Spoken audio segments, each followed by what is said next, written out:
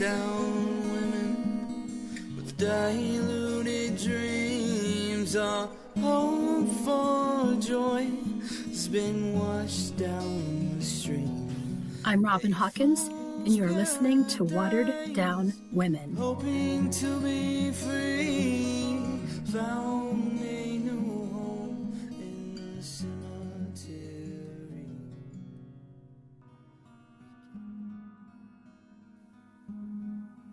For most of us, our morning routines are usually the same.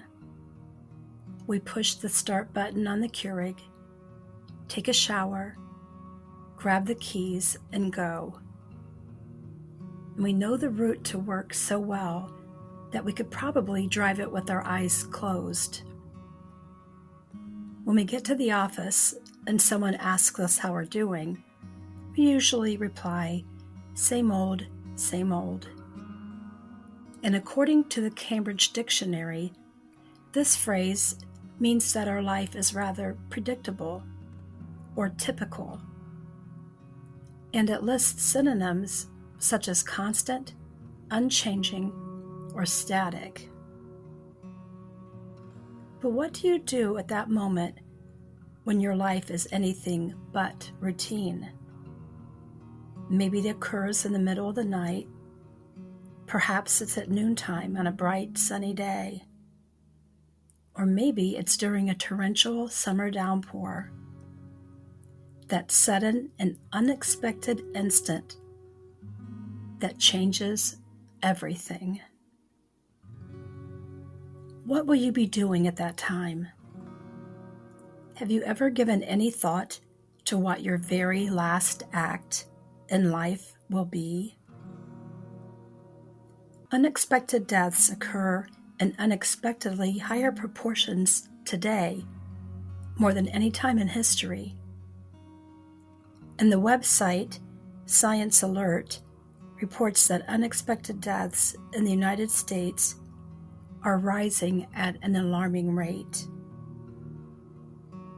But other types of death, or anticipated deaths, are also rising in frequency due to a variety of reasons, such as poor diet, smoking, sedentary lifestyles, at-risk behaviors, and other related causes. In our last episode of Watered Down Women, we talked about making funeral preparations for death. And today, we'll discuss the need for emotionally preparing ourselves for the loss of a loved one.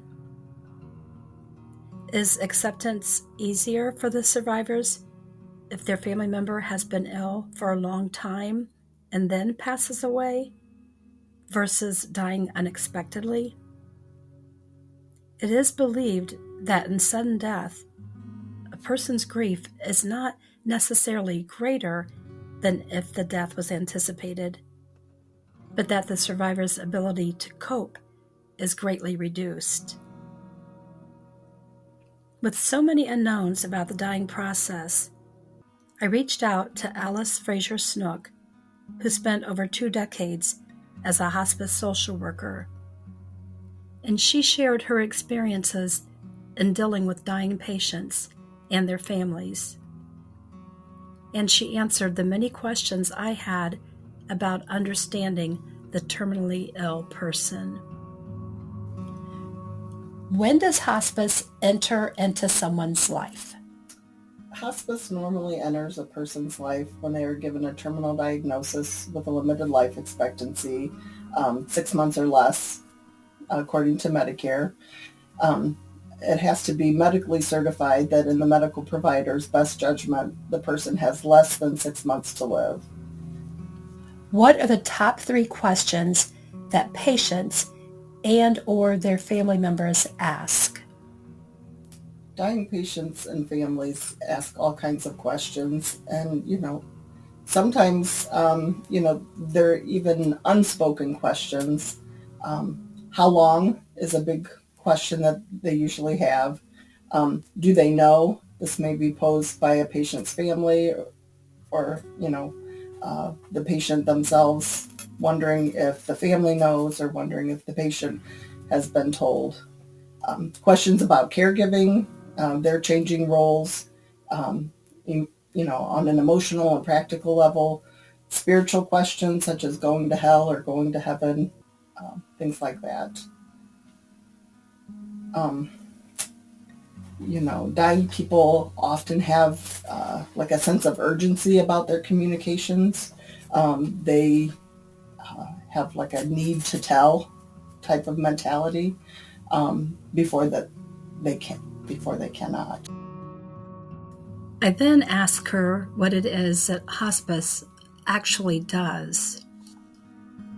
Hospice, I often tell people, is the best kept secret in town, because people who haven't had, reason to use hospice care don't want to think about or hear about or know about all the services that hospice can provide until they need it.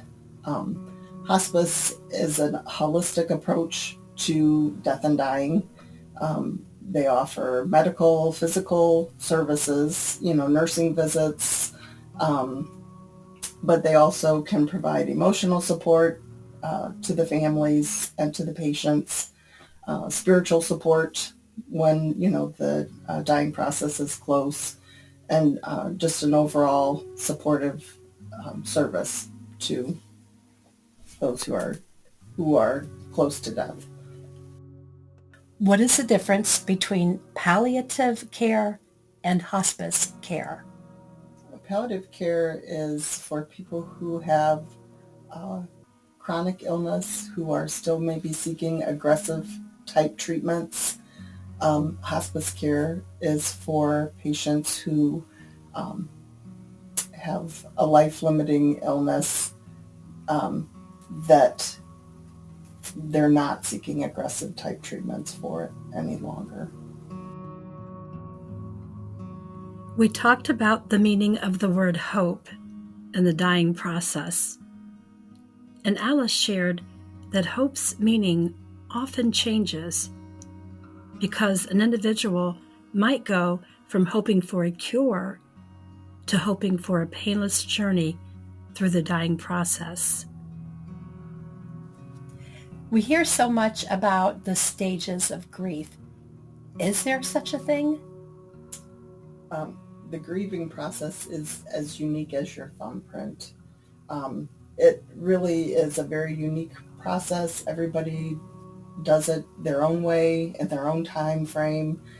You hear a lot about time frames of grieving.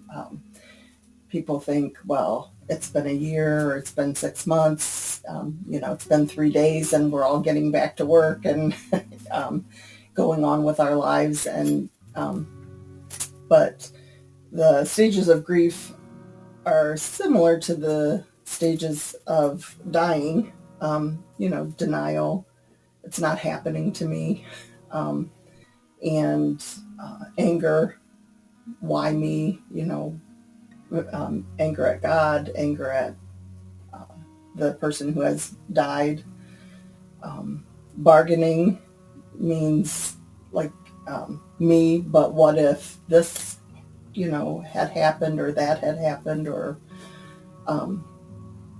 depression is the woe is me, kind of stuck in your own funk, so to speak. And acceptance is me, but now how do I move forward? Do we all grieve differently? And if so, how should we perceive the grieving of other people? I don't think that we can judge how another person is grieving the loss of even the same person, because we didn't have the same relationship with that person that they might have had. It's important to be supportive of others while they're going through the grieving process, and not to be so judgmental about how they're doing it. Culturally, it can be different for a lot of people, spiritually, emotionally.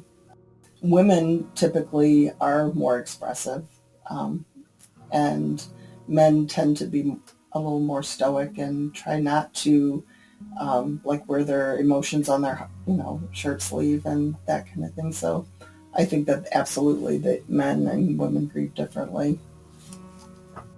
From your experience, does the dying person actually want to talk about dying? Some people feel a great need to express themselves verbally and in other ways. If a person has always been one to share their thoughts and feelings, you can expect that they will, during this time in their lives. If one has not felt the need to open up and express themselves verbally, then you shouldn't expect for the dying process to be any different. I say don't be surprised if it happens, but don't automatically assume that it will either. There is an honesty among the dying. Listen more than you talk and allow them to express what they need to in their own way, in their own time. It might be in conversation, it might be in their actions, or even in their inactions. Alice ended our conversation by saying that death is about the dying person, and we are all just supporting actors. But each of us will have our opportunity to take center stage. Now, I'll close today's conversation with lyrics from Sandra Emery Lawrence's song, When I'm Gone. You'll wonder why the earth still moves. You'll wonder how you'll carry on. But you'll be okay on that first day when I am gone. Then life will call with daffodils and morning glorious blue skies. You'll think of me, some memory, and softly smile to your surprise. And even though you love me still, you will know where you belong. Just give it time. We'll both be fine when I am gone. Watered down women with diluted dreams. Our hope for joy has been washed down the stream.